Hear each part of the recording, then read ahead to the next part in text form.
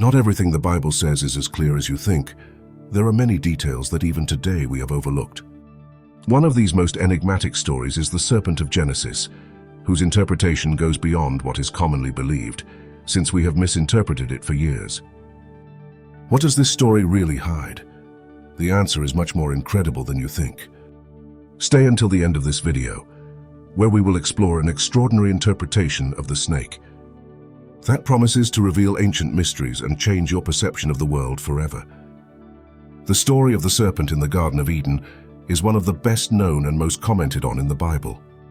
In the book of Genesis, the serpent is the creature that tempts Eve to eat the fruit of the tree of the knowledge of good and evil, triggering the fall of man. But what does the snake really represent? Do you question sometime? Interpretations vary widely, and each offers a unique perspective on this enigmatic symbol. To some, the snake is simply an ordinary animal, a part of the Garden of Eden setting. In this interpretation, the focus is not so much on the nature of the serpent itself, but on the action it performs, tempting Eve. Here the snake is seen as an agent of temptation, but without necessarily a malevolent undertone. Another more common interpretation is that the snake represents Satan, the adversary. This vision is based on the idea that the serpent is a manifestation of evil that seeks to deceive humans and distance them from God. In this context, the snake is not just an animal but a symbolic figure of the enemy of God, one who seeks to pervert divine creation.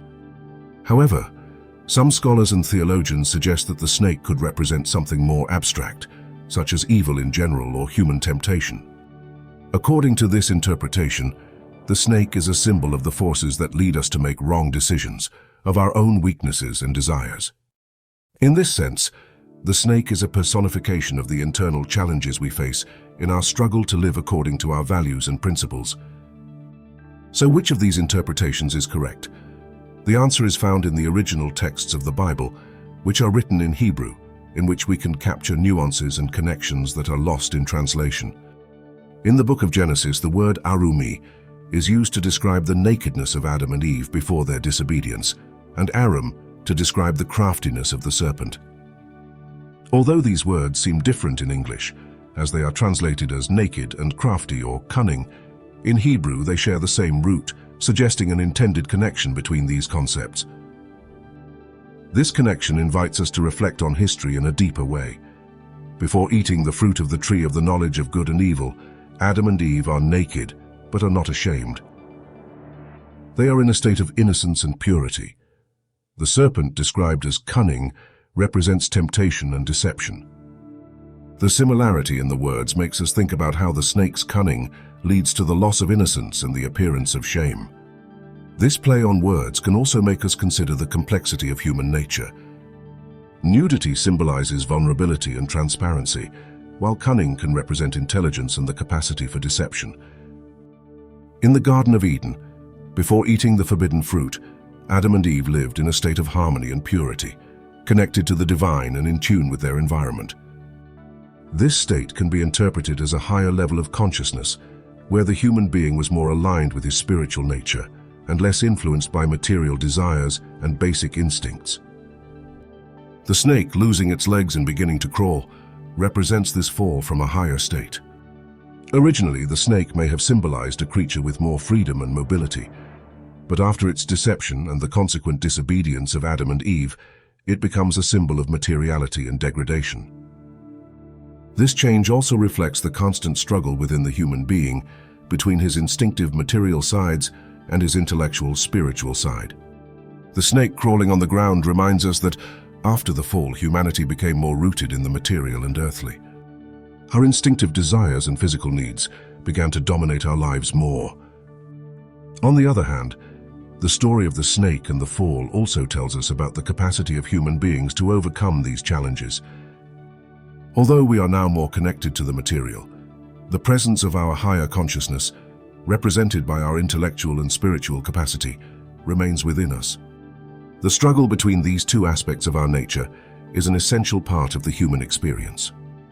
Every day we face decisions that reflect this duality, choosing between satisfying an immediate desire or following a path that leads to deeper spiritual growth. This fight is not easy, but it is fundamental for our development as human beings. Learning to balance our material needs with our spiritual aspirations is an essential part of our journey. If we continue exploring the Hebrew text, we may find another big surprise. Each letter of the Hebrew alphabet has a numerical value, and sometimes words with the same numerical values can share hidden and meaningful connections. A fascinating example of this is the word for serpent, Nahash, and the word for Messiah, Messiah, which have the same numerical value. The words Nahash and Messiah both add up to 358, a numerical equivalence that suggests a deep and symbolic connection between the serpent and the Messiah. The serpent, as we saw in the story of the Garden of Eden, is often seen as a symbol of evil, temptation, and the fall of man. It represents our material and instinctive desires, those aspects of our nature that can distance us from a spiritual path. In contrast, the Messiah is seen as the Redeemer, the one who will bring salvation and elevate humanity to a higher state of consciousness and spirituality. The equality of their numerical values suggests that redemption, represented by the Messiah, does not imply rejecting or destroying the material, but rather transforming and elevating it. In other words, the path to redemption is not simply to escape our material desires and temptations, but to learn to integrate them in a way that helps us grow spiritually. This teaches us that all aspects of our lives, including those that seem low or unworthy, have the potential to be elevated and used for a higher purpose.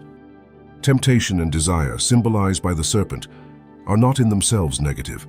It is our relationship with them and how we handle them that matters. The Messiah, then, not only comes to save us from the material, but to show us how to find holiness and redemption in the midst of our daily lives. It teaches us that every challenge, every temptation, is an opportunity for spiritual growth. By facing and transforming our weaknesses, we can reach a state of personal and collective redemption. This connection also invites us to see the world with new eyes. Instead of seeing matter and spirit as opposites, we can see them as complementary aspects of our existence. Our challenge is to find balance and harmony between them, elevating the material so that it serves a spiritual purpose. This search, without a doubt, is a journey that encompasses both the personal and the collective. It is a call to elevate ourselves and our community to a higher state of consciousness and spiritual connection. Personal work begins within each of us.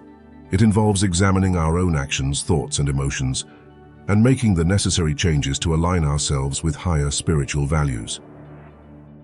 This involves facing our own internal challenges, overcoming our weaknesses, and working on developing qualities such as compassion, kindness, and gratitude. At the same time, personal work is not just an individual effort. It is intrinsically connected to the collective work towards redemption. We live in an interdependent community, and our actions have an impact on others. Therefore, elevating the collective nature is also essential for the fulfillment of divine purpose in the world. Collective work involves building relationships based on understanding, respect, and mutual support. It means working together to address social and environmental problems and contributing to the well-being and prosperity of the entire community. In a world full of divisions and conflicts, it is essential to seek reconciliation and mutual understanding. By recognizing our interconnectedness and shared humanity, we can work together to overcome the barriers that separate us and build a more just and peaceful world for all.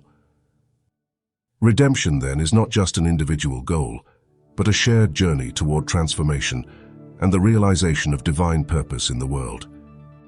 It requires both personal and collective work, each complementing and strengthening the other in the pursuit of a better, more spiritually vibrant world. That is the message that the Snake of Genesis wants to give us, one that without a doubt will improve our lives at great levels when we begin to understand it. What do you think about this topic? Have you considered this interpretation? We read you in comments. If you made it this far, I want to thank you for watching the video. If you like this type of content, don't hesitate to support the channel with your like and subscription. I also invite you to take a look at our other videos. I'm sure that more than one will be to your liking. Thank you very much for watching the video, and we'll see you next time.